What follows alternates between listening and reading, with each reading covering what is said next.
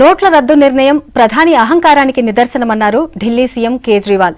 సామాన్యులకు దొరకని 2000 నోట్లు ఉగ్రవాదులకు ఎలా చేరాయని ప్రశ్నిస్తున్నారు ఆయన. ప్రస్తుతం ఆయన మీడియాతో మాట్లాడుతున్నారు. లైవ్ చూద్దాం. लग रहा है कि संसद में आएंगे तो वो सहारा और बिड़ला की डायरियों की चर्चा होगी और शायद प्रधानमंत्री जी को डर लग रहा है कि वो उसको फेस नहीं कर पाएंगे।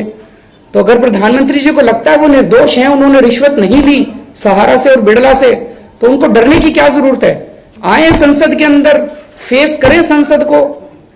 लोगों ने चुन के उनको संसद में जाके बैठने के लिए तो कहा था, लेकिन वो संसद से जो भाग रहे हैं उससे लोगों के मन में ये शंका पुख्ता होती जा रही है कि कहीं जो सहारा और बिड़ला की डायरियों में उनको रिश्वत देने की बात लिखी गई है, कहीं वो सच तो नहीं है।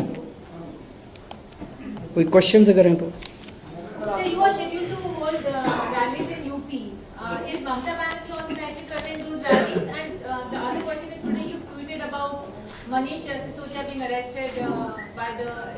ममता जी से अभी बात नहीं हुई है, मैं उनसे बात करूंगा। जहां जहां वो फ्री होंगी वो भी आ सकती हैं।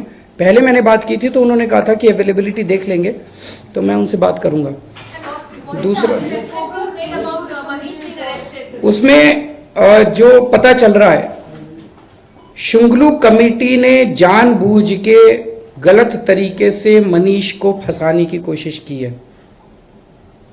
जाहिर है कि शुंगलू कमेटी शुंगलू साहब के ऊपर डीपीएस सोसाइटी में धोखाधड़ी करके, प्रेसिडेंट चुनाव में धोखाधड़ी करके, डीपीएस सोसाइटी के चुनाव में धोखाधड़ी करके उसके चेयरमैन बनने के आरोप हैं, संगीन आरोप हैं।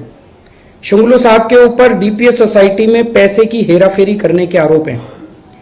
इसकी शिकायत एलजी साहब को मई 2015 में, आज से 18 महीने पहले दी गई थी। यह शिकायत केंद्र सरकार को भी भेजी गई थी।